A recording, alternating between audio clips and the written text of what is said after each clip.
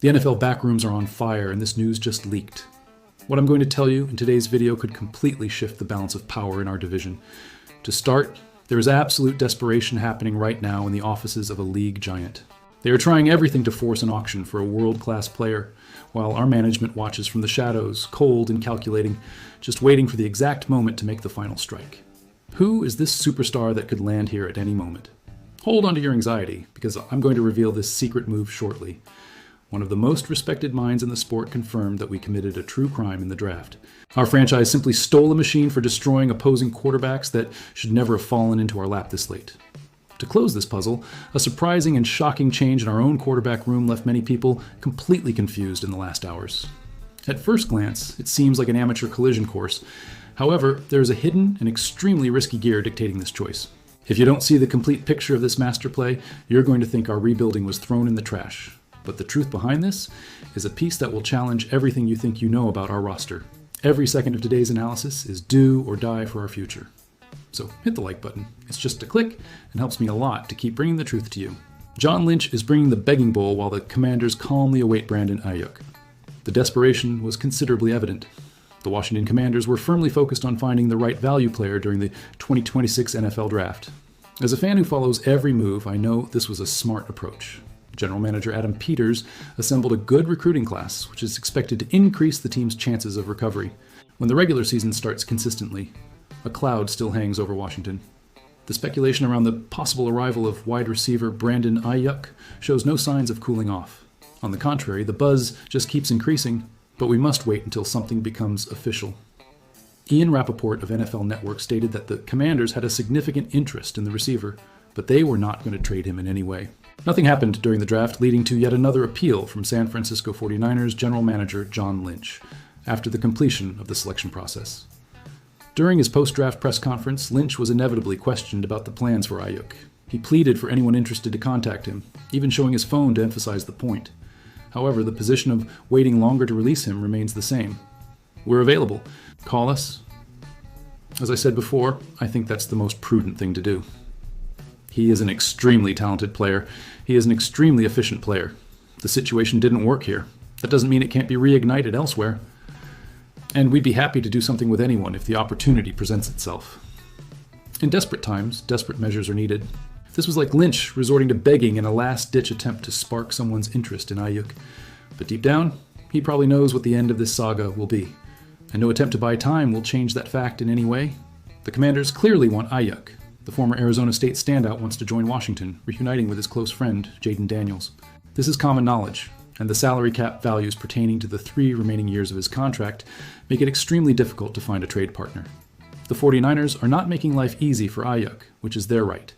They know he has played his last game for the club, but want to avoid embarrassment and get something considerable in return. His roster bonus will only be paid on September 1st, so this could drag on for quite some time if they want to be particularly stingy. For Washington, this has now become a game of bravado. Peters added Antonio Williams to the receiver group in the 3rd round, which generates quite a bit of considerable expectation. If Aiyuk comes and manages to regain his pre-injury form, it will help considerably. But the Commanders are not going to negotiate for that privilege. And despite Lynch's attempt to spark interest, no one else in their right mind will do that. The Washington Commanders invested heavily in their defensive line this offseason. No one complained about it, but as all fans know, it's always good to have options to consistently pressure the opposing quarterback. General Manager Adam Peters wanted to find another player and acted decisively when Joshua Josephs began to fall in the draft. The Commanders did not have available capital to jump the line, but not for the first time during the 2026 NFL Draft, they got lucky. Peters thought Josephs was too good to be ignored at the 147th overall pick, and a Tennessee expert believes that the Commanders may have made a deal of epic proportions if they use him in the right ways to let him shine. Connor Linsner, from All for Tennessee, considered that the Commanders were making a great deal with Josephs. Although the defensive lineman may not be the strongest physically, the expert believes he can make his presence felt immediately in obvious pressure situations against the opposing quarterback. Joshua Josephs has the arm length and explosion necessary to be a day 2 draft pick. He may not have elite size, which hinders his ability to be effective in the run game, but he fits perfectly on a team that needs help pressuring the quarterback in passing situations. The end of the first sentence is quite revealing. Linsner thought Josephs had the talent to be selected on day 2 of the draft. The Commanders chose him in the middle of day 3, so from Peters' perspective, the risk was worth it. Josephs will not be under immediate pressure to contribute in any way. The Commanders heavily invested in Odafe Owe in free agency. Peters also secured the signings of Clavon Chason and Charles Omenihu. Dorrance Armstrong Jr. is recovering well from a serious knee injury, so the rookie's presence should complement the group well. If Josephs is used in the rotation as a specialist in pressuring the opposing quarterback while also honing other areas of his game to become a complete player, this could be a very smart trade. Peters is not interested in selecting players based on specific needs. He wants to choose the best available prospects, and Josephs was clearly the most promising prospect on his list. When Washington's turn came to select in the 5th round, this is the right way to build a competitive roster, and it should also allow the Commanders to develop the former Volunteers stand out at their own pace. Josephs represents a disruptive option for new defensive coordinator Durante Jones to utilize, and if his potential is fully realized, this pick could be one of the biggest steals of the draft. And now, to close with a surprise, you will understand why the quarterback change by the Commanders seems confusing until you see the bigger picture. The last day of the 2026 NFL Draft for the Washington Commanders was busy, with the team holding 4 picks in the last 3 rounds. The last one was the most notable, even if only for the position he plays. With the 223rd overall pick, Washington selected quarterback Athan Kaliakmanis from Rutgers. That's right, competition for the star position with Jaden Daniels, apparently. Actually, of course not at all. Daniels is the undisputed starter this year, and ideally, for many more years. But the arrival of Kaliakmanis fills an important need, and should prevent Washington from repeating last year's catastrophic scenario. The Commanders have their 3rd quarterback, and potentially the future backup for Jaden Daniels.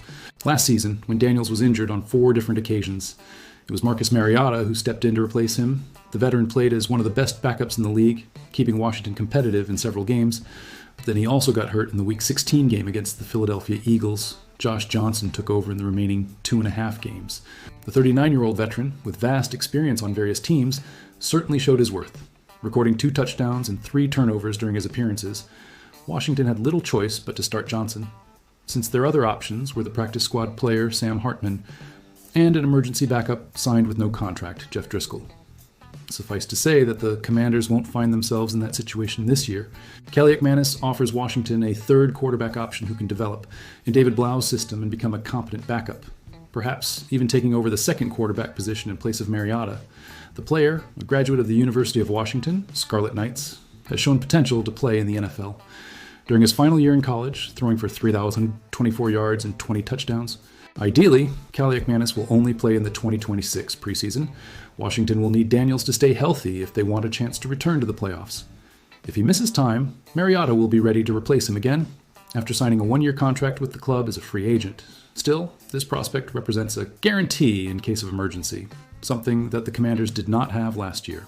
If Washington's 2025 season had not been marred by a series of injuries, besides Daniels, the team would most likely have been forced to play games, with significant playoff implications with Johnson as quarterback. That won't happen next time. If everything goes wrong, we'll see what the rookie is truly capable of. The selection of Athan Kaliakmanis represents an important shift in the Commanders' strategy.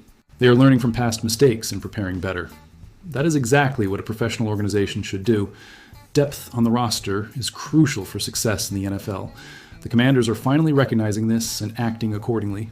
The selection of Kaliakmanis ensures that they have options if something goes wrong. As a Commanders fan, I'm impressed with Peters' approach in this draft. He has made smart choices that address real needs. The 3rd day was particularly well executed. The combination of Josephs, Kaliakmanis, and other 3rd day selections shows a clear vision. Peters is building a deeper and more resilient roster. That is exactly what the Commanders need. The future of the Commanders depends on how these rookies develop. If Peters manages to find talent in later rounds, the draft will be a success. I hope he continues to make smart choices. So, fan, after discovering how John Lynch is desperately trying to generate interest in Brandon Aiyuk while the Commanders wait patiently, understanding that the Commanders pulled off a draft theft with Joshua Josephs, who could have been selected on day 2, and knowing that the selection of Athan Kaliakmanis from Rutgers as a 3rd quarterback option represents a significant shift in the Commanders' strategy, which of these situations leaves you feeling more hopeful? Do you believe the Commanders should really wait for Brandon Aiyuk, or would it be smarter to focus on other needs and leave this saga behind? And more importantly, do you trust that Adam Peters will make the right choices to build a deeper and more resilient roster? Or are we just delaying the inevitable and needing more drastic changes in the organization? Leave your opinion in the comments. I want to know what you think about the future of the Washington Commanders.